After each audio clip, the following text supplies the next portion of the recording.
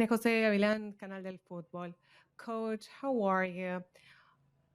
Of course, sending off a player changes the game plan, creates other conditions. What did you try after such sending off, given the commitment and your strategy?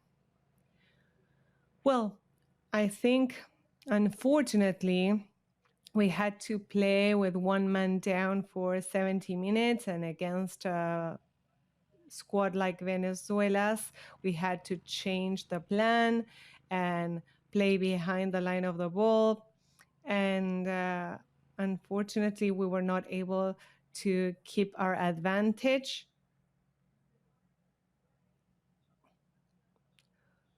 We had to be more precise in the flanks, and the team gave its best. We tried to put Kevin and withdraw John to have a more presence to attack on the different spaces. We were not able to generate great opportunities, and we tried to keep the score, but it wasn't possible for us.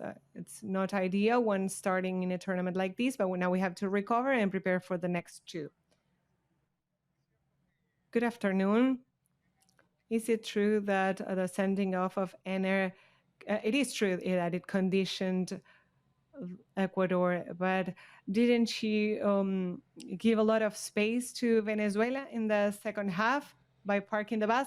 Well, they exerted great pressure on us, and with this temperature and in this type of field, they make you run a lot, and our players had a tough time. Of course, they had us going from one side to the other, and of course, we tried to defend in a line that was 15 meters higher, but they had two wide players, and they exerted pressure, and we wanted to have one player to provide a stronger presence. Kendry that tried, and Jeremy as well, but we had to make replacements, and we were not able to achieve that with Kendry or Jeremy.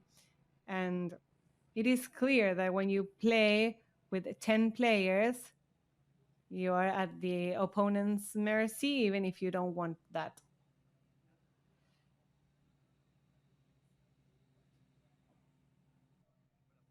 Good afternoon, Coach. Jorge Cárdenas, Radio Indamérica. They say that head coaches handle strategy, and it is the one-on-one with the strategist on the opponent. Do you think the game plan of Venezuela's coach was unbeatable? Well, I will say that you're right.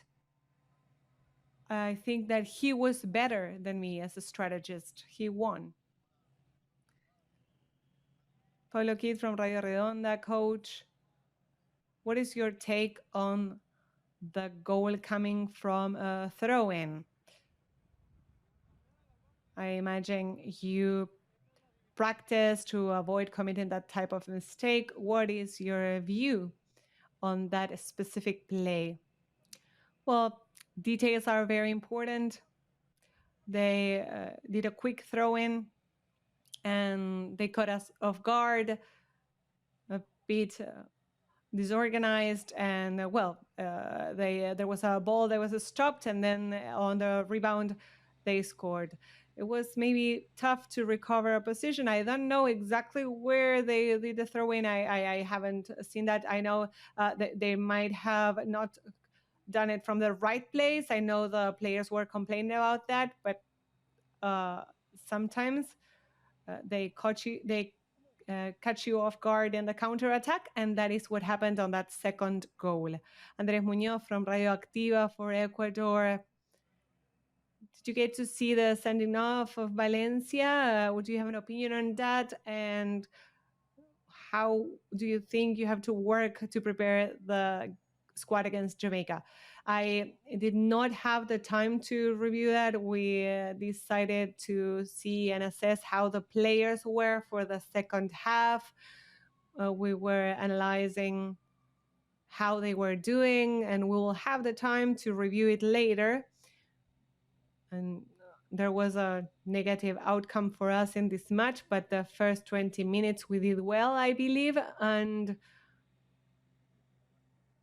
based on what we did well, we will try to reinforce our game plan and pick up the morale of the team. It's not beginning that you would have dreamed of, but we think that the most important thing is to recover anemically and to go and win the next two matches. We will see what our opponents do. We'll see how they recover, and we're going to prepare ourselves for the next games. Rodrigo Almonas from France Press. Can you share your assessment of this debut in Copa America? And can you, in Canada, Argentina, Peru, Chile, there was some criticism on the condition of the field. Do you have any take on this field's condition, Kendry? Well, nothing new. By playing with one man down for so many minutes, of course, that created some particular conditions, but we know that he is a player that will help us achieve the expected outcome. But I've seen the pitch in good condition today. I have nothing to say about that. I think the turf was good for playing football. One question by colleague, please.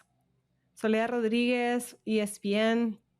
Coach, how does this result condition the qualification? Do you, given the mindset and given the short time to improve and for the next match against Jamaica with the goal of getting to the knockouts?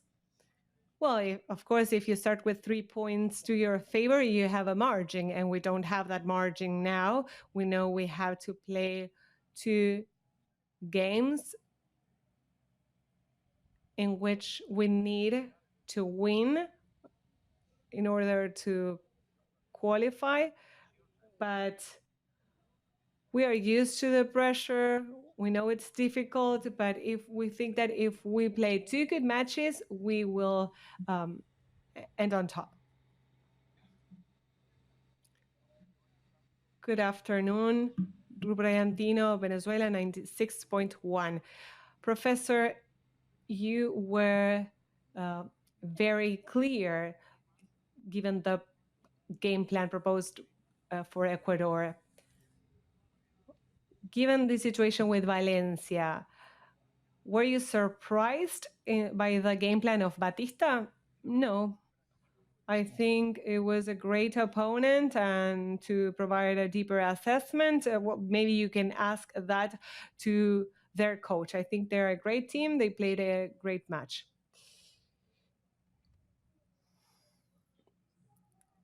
Also for Venezuela, coach, and a question in the same line. You had a prior analysis before the match against Venezuela, before the sending off of Enner Valencia. You got to complicate Venezuela's action up to the sending off. What you planned, do you think came true before that? Or do you think that wasn't the case?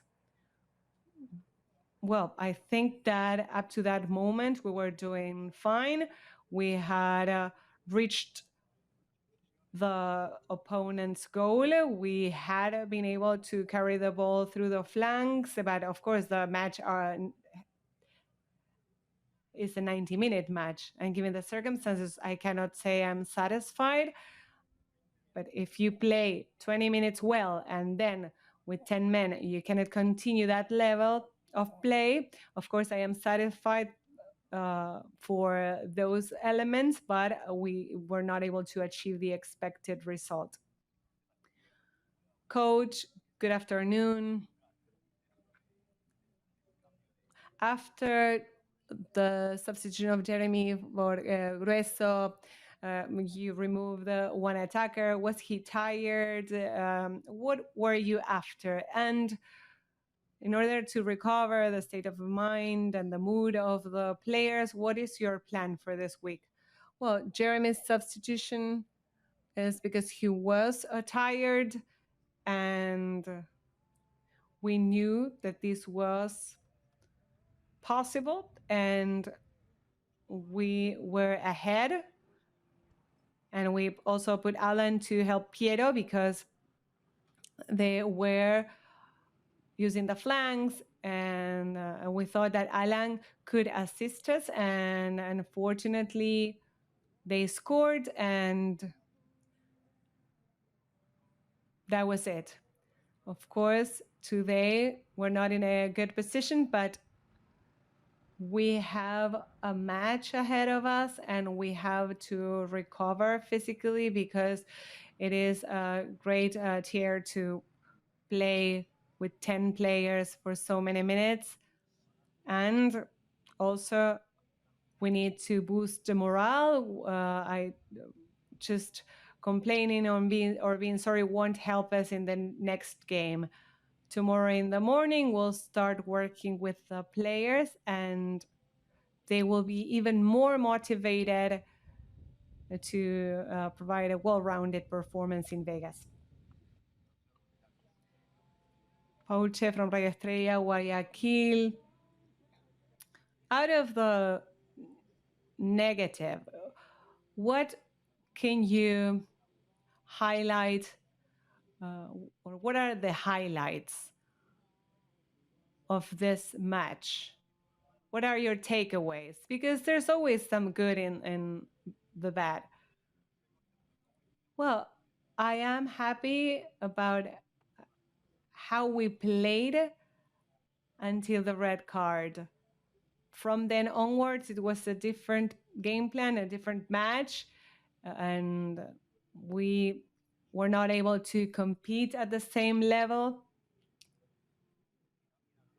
We will start the next match trying to achieve a victory from the outset. And as you mentioned, we are going to focus on the positive. Second row.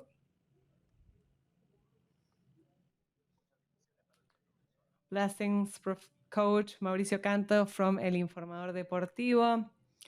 We like criticizing because we like football, but when you provide the lineups, and how can you protect these young players if we are always criticizing them where they are sore, criticizing them and affecting their pride? So what do you think? Because some people also criticize you. How can they remain strong and overlook that criticism? Well, I take it in all sportsmanship. We try to overlook that criticism and to have our own self-assessment and to prepare the match from that standpoint. We cannot waste our time listening to what everyone has to say. I think the players are well aware of that, and they will continue to work to turn that negative criticism to a good critique. Yes, we have two more questions. Good evening, Felix here. There was a match against Italy in Harrison, New Jersey, and Sarmiento was replaced. And I don't know if it was during the additional minutes or the extra time, but in the first 13 minutes, we saw 7 fouls by the Venezuelan players. What is your standpoint on the referee from Colombia?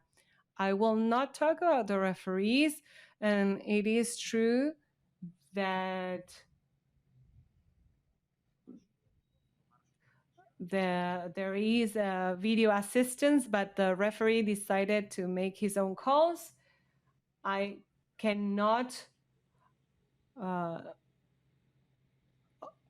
give my opinion on that. And when I see the review of the match and I will see the match again, I will make my own conclusions, and I will, of course, discuss them with the players. But this is football, and we need to accept the calls of a referee. I have to do it, because if I complain, I will waste energy that needs to be focused on my work, and I will be also sanctioned, and it doesn't make any sense. Last question. Coach, good evening, Gaby Jurado from Radio Centro. There was a lot of criticism on lineups with constant substitutions. Doing without the 21st minutes and given this lineup, do you think that you found the foundation for the lineup for the good performance that we saw? Well, I think that week by week we were able to grasp a clear idea of our game plan. We repeated the last 11 starters, and what I mentioned on the previous conference is that I think we offered a good performance with that 11, and I think the players understood the strategy very well, and that is what we're going to bring to the next match. Of course, there can be some replacements, given injuries, recovery. Today, it was very hot, and we are going to play in tough weather, but I think we will be following on this path.